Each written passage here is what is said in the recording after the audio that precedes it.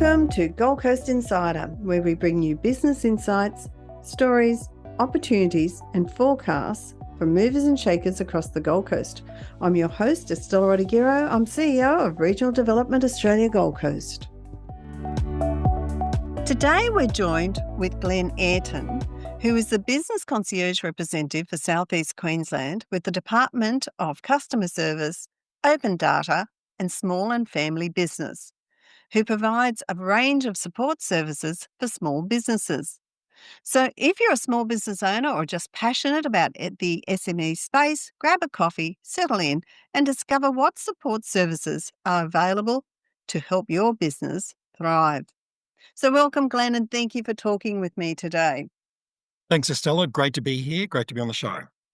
So let's start about talking briefly about SMEs here on the Gold Coast. And, the region is often described as Australia's favourite small business capital, thanks to our dynamic business environment and diverse industry base. But there's a lot more to it, isn't there? Absolutely. Having lived on the Gold Coast most of my life, it's quite an interesting place, and business-wise, it is quite unique in Australia. So, little bit of background about Queensland. We know that there are approximately 500,000 businesses in the entire state, about 500,000 businesses. And of that 500,000, 100,000 ABN holders are based on the Gold Coast in the tiny southeast corner. So that's 20% of Queensland's entire business population is based on the Gold Coast.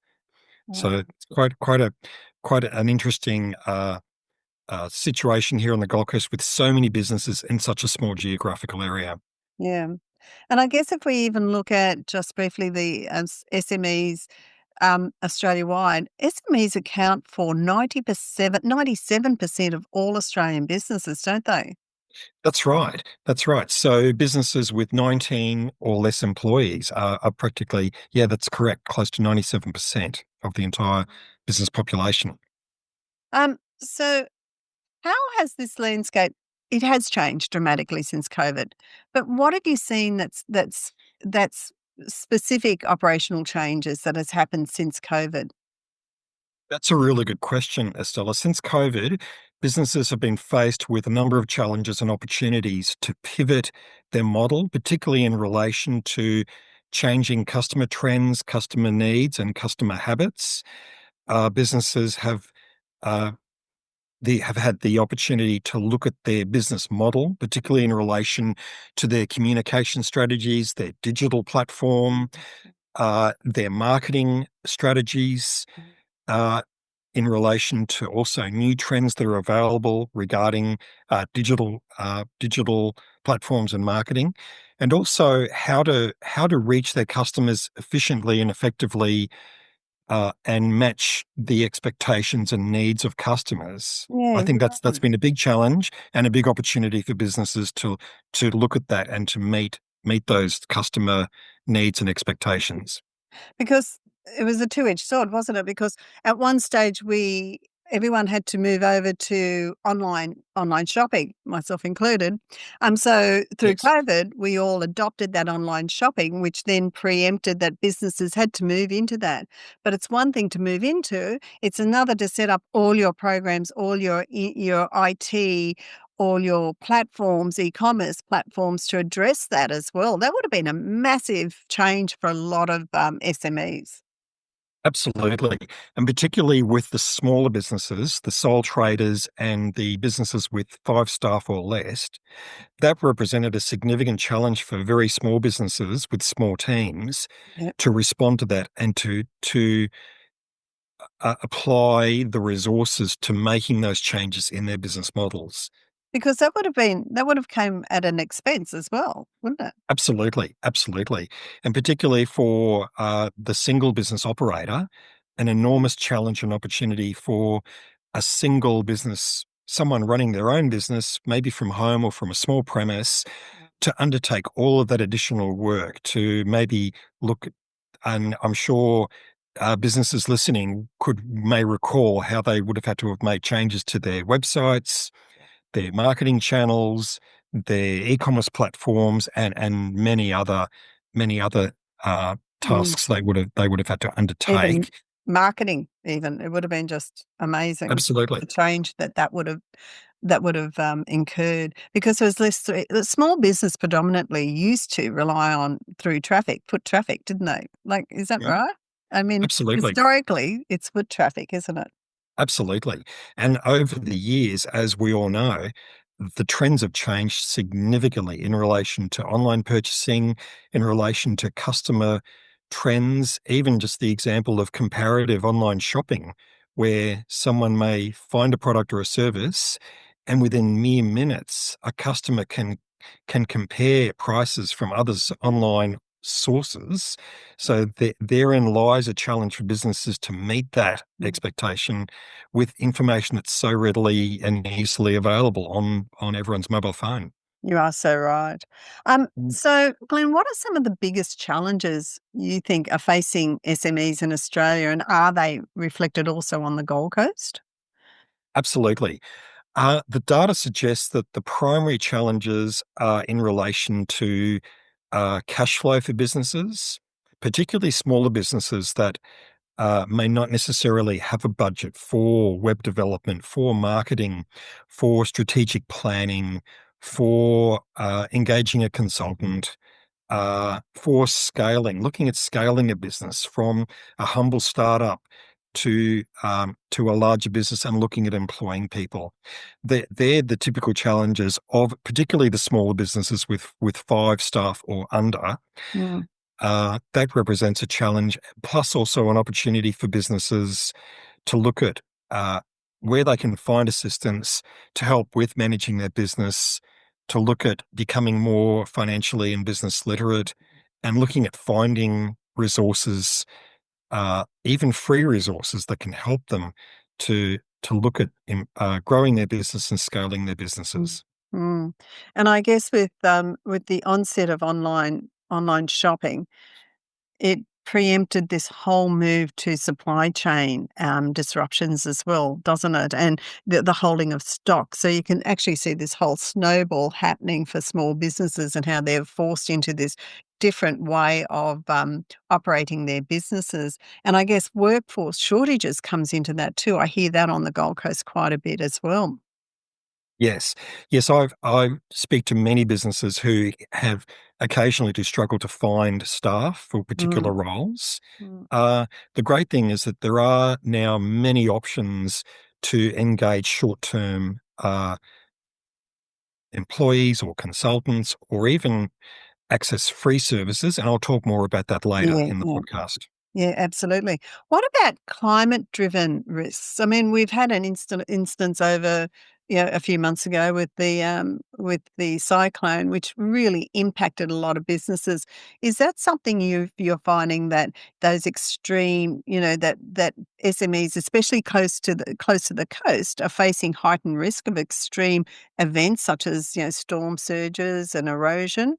Absolutely. That's been a big issue for many businesses with natural disasters. Mm. And in our region here in South-East Queensland, Northern New South Wales, we've had 2 significant natural disasters within an 18-month period. Yeah. So many businesses are well aware of what can happen with a natural disaster. The great thing about that, Estella, is that government, local and state and federal, all 3 levels of government are now taking really good practical steps to help businesses prepare and to help businesses post a disaster in relation to financial support, loans, grants, and other supports. So I'm really pleased to share that government is really doing a lot to help businesses to That's recover excellent. from natural disasters. And we'll get to how in a little while, but I also want to talk about the reduced customer spending. It seems like given the economy the way it is, there's been a reduction in customer spending. And I also want to talk to you about cybersecurity because that is something that we probably wouldn't have been speaking about 5 years ago. That's right. And cybersecurity is an issue. And the great thing is that there are services available to help businesses to quickly implement a cybersecurity plan and systems. Hmm. Yeah. All right. So I want to move on now to your role in assisting business. And we're talking about a business concierge service. So Can you talk us through what is your role and what is the business concierge and how does that support, businesses? Sure. So I am the business concierge representative for the South-East region, Yeah. and I personally support businesses in the four local government areas in the southeast corner of Queensland, being Gold Coast, Logan, Redland, and Scenic Rim.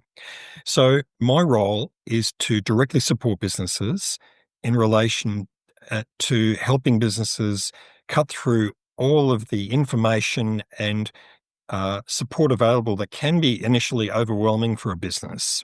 If a business does a web search, there's so much available.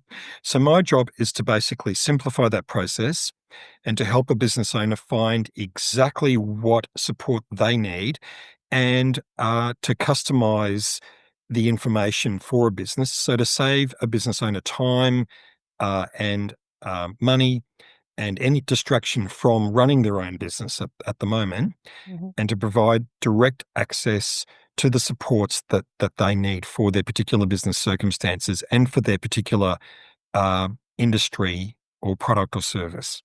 And that goes right down to small business grants. I hear often, and there is a lot of support out there for small businesses in grants that the government brings out at different times, but it's a minefield for small businesses who've never accessed it before. Trying to find that is just so hard for them and trying to step their way and understand that process, isn't it? Absolutely, absolutely. So that's where I come in, and I can provide a business with direct access to the specific grants that Wow. align with their particular industry or product or service. And you also go one step further because I think, and correct me if I'm wrong, and I'm going to hold you to it if I'm right, you also offer free business mentoring, free wellness coaching, and free financial counseling. Now, the wellness coaching has got me because that is a big thing with small businesses. Often they're out there on their own. They're struggling. They're trying to keep change with with the times and the marketing and the everything else that they need to do. So it's really, is that part of your remit that you do look into all aspects of it? Absolutely. So there's a number of programs that are available that are free to business owners, particularly in Queensland, that allow a business owner to access free mentoring. So to meet with a mentor who can be, in most cases, experienced in their particular industry, and to also meet with other business owners and to receive advice and support.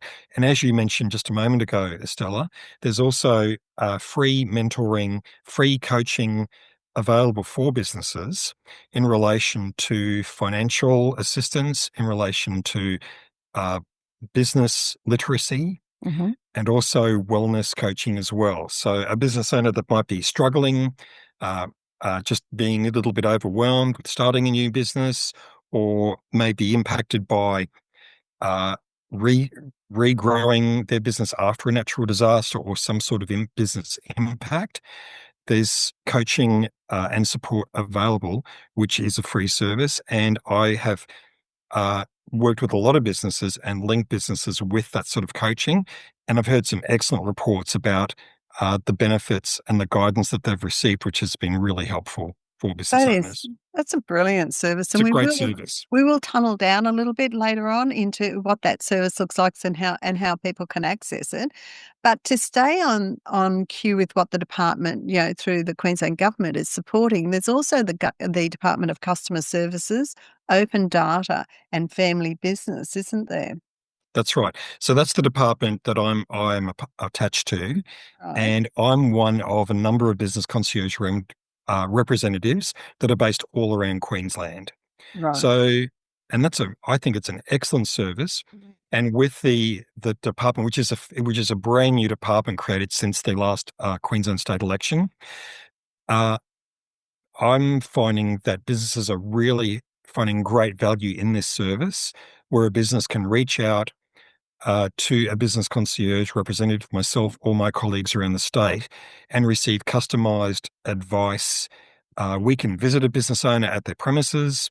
They can call us, make an appointment with us, and we can provide that customized support and listen to their particular needs and circumstances and provide the right information accordingly based on that.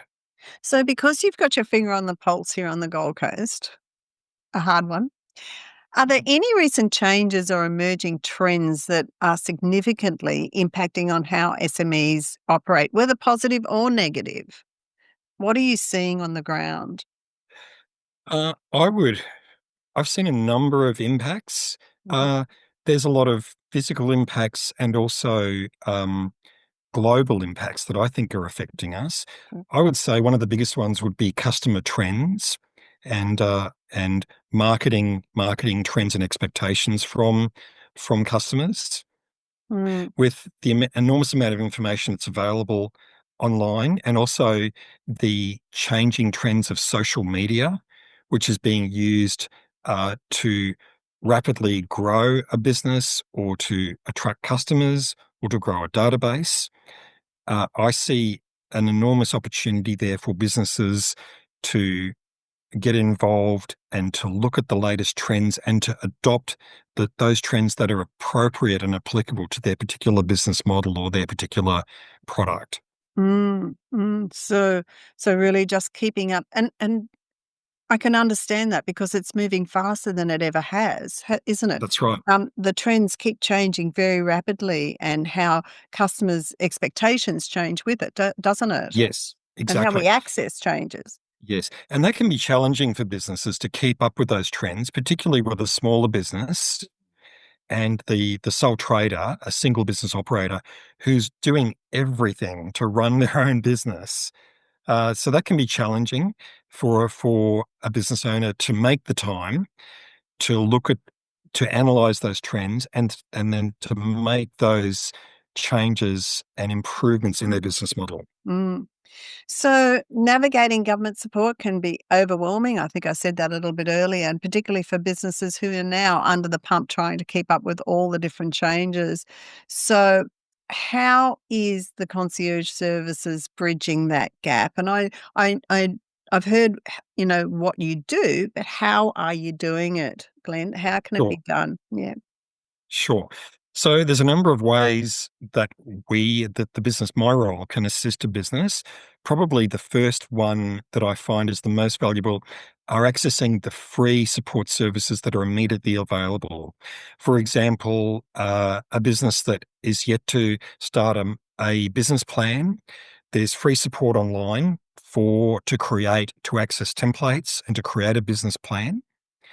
There's free support available to then link to a mentor to help a business owner that's just kicking off a business and looking at completing a first draft of a business plan to seek uh, qualified and experienced support to fine tune a business plan, to look at perhaps elements that haven't been included or be modified in a business plan, and then to move as rapidly as possible to build the systems and supports that will help a business grow.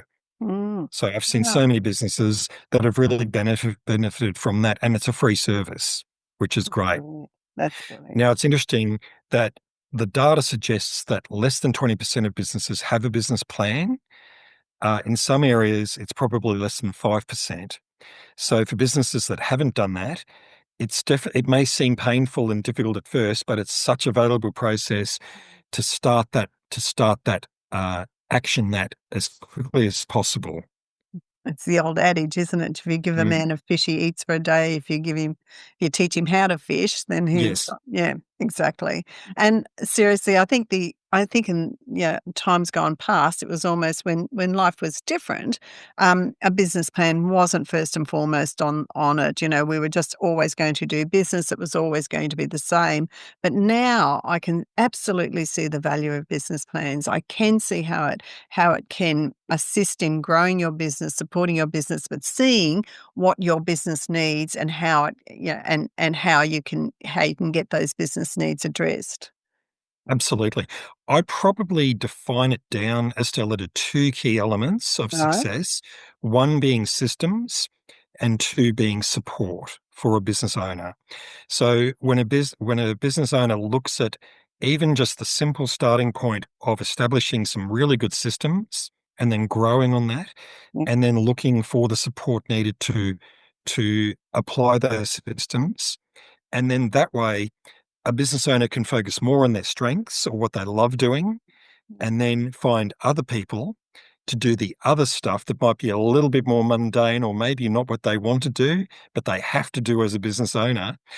The great thing about that is that by putting in the initial effort of putting in the systems and putting in some processes, that will then allow a business owner more time to do what they're really good at, and then to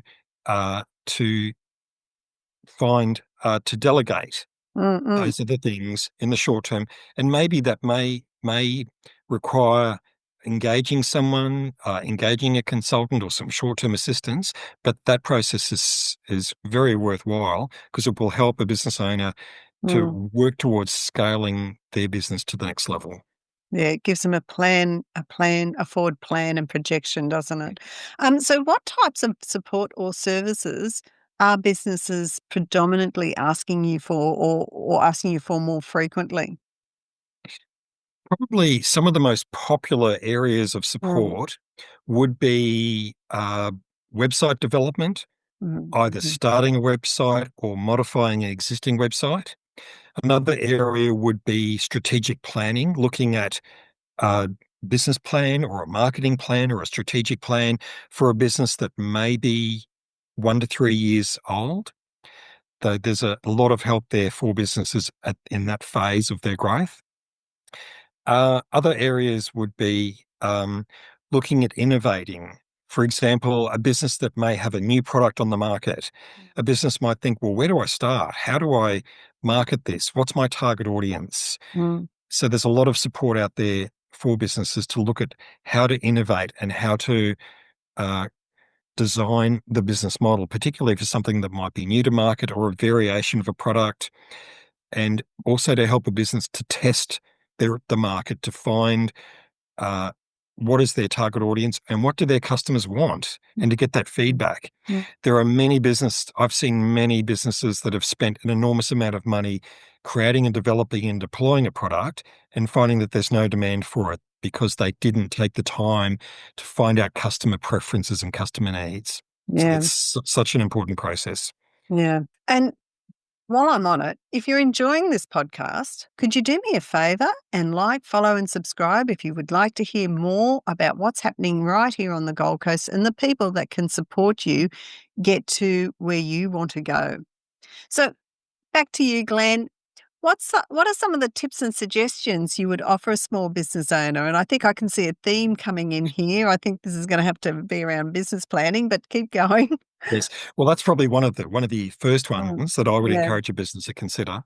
Um, to small business owners listening now, I would encourage them to reach out to myself, to their business concierge representative in their area, and they can do that by accessing the resources that'll be connected to this podcast, or if based in Queensland, to go to the business.qld.gov.au website and have a look at what resources are available. Mm-mm. Uh, for businesses that are interested in grant funding, there currently, as of the publishing of this podcast, being August 2025, there are a number of grants available for small businesses.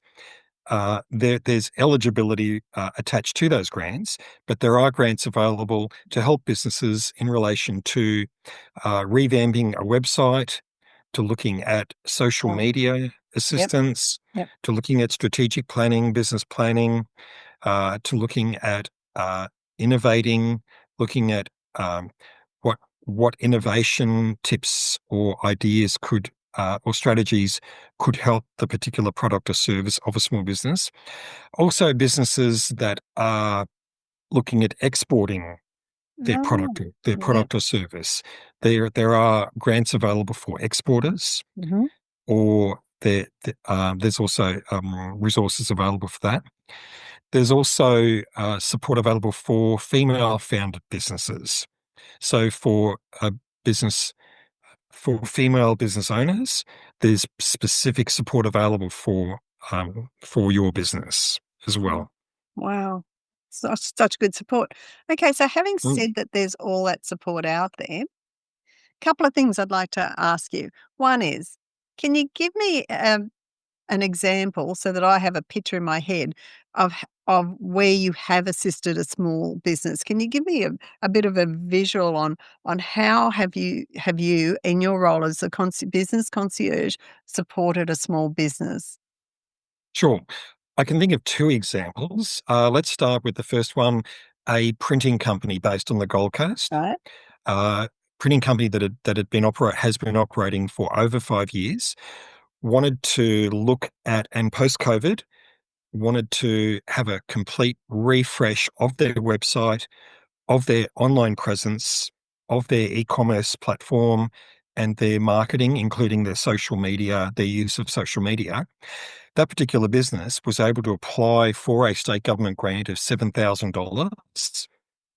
And so those funds were used by the business to engage a consultant to look at rebranding, redesigning their website, looking at their e-commerce, looking at redesigning their social media approach and the different social media platforms, introducing some new social media platforms. And my last contact with that particular business, the business owner said that they've had a significant growth spurt in their business through that process. So, Glenn, when they began this process, did they contact you direct? I mean, how was that initial contact Yes, made? yes. So So they people can contacted just me. pick up the phone and ring you? Absolutely. So they contacted me directly. I referred them to the particular grant Yeah. that was available through the Queensland State Government. And do you support They them through that grant writing process, or do you I can say it support them through afterwards? that process. Mhm. Uh, I know of many businesses that have engaged grant writers. There are a number of support services available that provide grant writing. Yeah. So I don't provide that directly, but I can refer businesses onto those services. So in this particular instance, the business qualified, met the eligibility for the grant, applied for the grant, and was successful for that grant.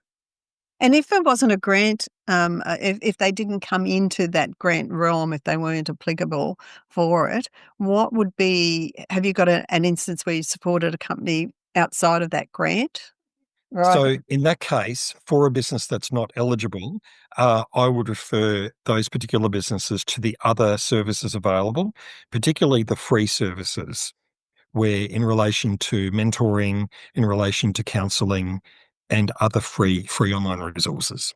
Look, I can't I really wanna, emphasize that businesses can get access to those free resources that because I didn't know until I spoke to you today that that was available. So they can get free counselling, they can get free financial advice, and they can get free Hmm. wellness advice, correct? That's right. Yes, And they can pick up a phone and speak to you. that's right. Absolutely. Alright. A second example, Estella, I'd like to Yeah. mention is a food industry business that was located in a shopping centre.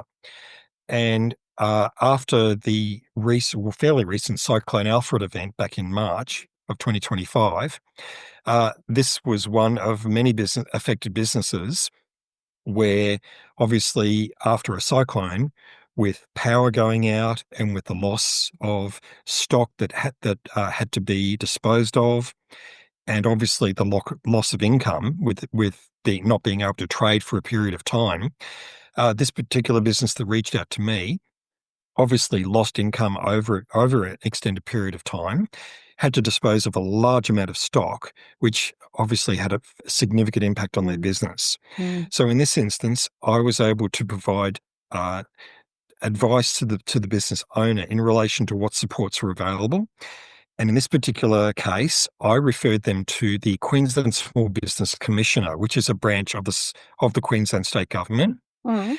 And the Queensland Small Business Commissioner was able to provide direct assistance to them in relation to negotiating their lease circumstances with centre management, Wow. and also was able to provide free legal advice in relation to legal matters such as insurance claims. So, for example, in this instance, there was an issue with their lodgement of an insurance claim. The Queensland Small Business Commissioner was able to advocate on their behalf in relation to negotiating the outcome of an insurance claim.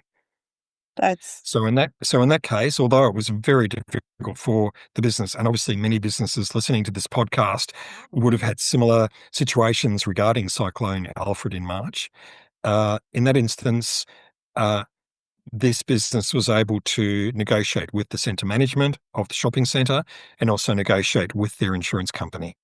Oh, look, I think there's a lot of businesses that would have resonated with that. That's an Yes, amazing outcome and an definitely. amazing service, and obviously not something I would have thought about because a lot of businesses had trouble with insurance, and a lot of businesses Yes, had trouble with losing all that stock. That would have yes, been So that's a brilliant service and a brilliant example too, Glenn, of the important yes, role that yes, you and your fellow business concierge do.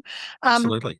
and look, I think that small business owners out there potentially can feel very overwhelmed with everything that's going on. Definitely. And so I urge them as a first step to get in contact with their business concierge, or alternatively, go to the website that you have which you will repeat now for me, but I'll make Yes. sure that your contact and the business and the websites and any information that you can give will be included underneath this podcast as well. So what is the web Great. page? So for listeners based in Queensland, the primary, well, one of many websites, but probably the best one with the most easily accessible resources is the business.qld.gov.au. Yes. So, and my details and my colleagues' details are available on that website. Oh, Now, brilliant. for those listening outside of Queensland, there may be an equivalent state government service or a similar service. So you'll simply search on the web for that, and there'll be some sort of business support service at the state government level around Australia. Yeah, absolutely. It's been brilliant speaking with you, and what an amazing service, and I hope everybody listens, and if you know of anyone who is in small business that needs to hear this podcast, please make sure that they get listen to it and get in contact with Glenn as well, and if they're outside of the region, obviously go through the website and find who it is. Finally, not to let you off the hook yet, Glenn, what's one piece of advice that you would give every small business owner on the Gold Coast today? That's a big one. My advice, my advice, if I was to pick one, Yeah. is it would be find a mentor, someone who's walked ahead of you and who can give you all of the wisdom and tips and guidance that will help you grow your business, focus on your strengths, and reach out and resonate with your customers who want your product or service. Uh, and the free support is literally a web search away or a phone call away. Thank you so much, and it's been excellent speaking to you today. And the Queensland Government Agency, it's helping find the right service quickly, easily, and it's now tailoring advice and solutions to support small businesses.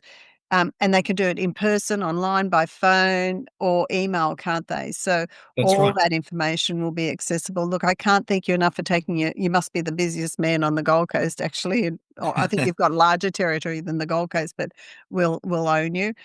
So I thank you so much for taking time out today and speaking to us. And for small businesses out there, I urge you to look into it and take and speak to Glenn and get some good advice if that's what you need at this stage. Absolutely. It's been an absolute pleasure, Estella. Thank you for having me on the show. You're welcome.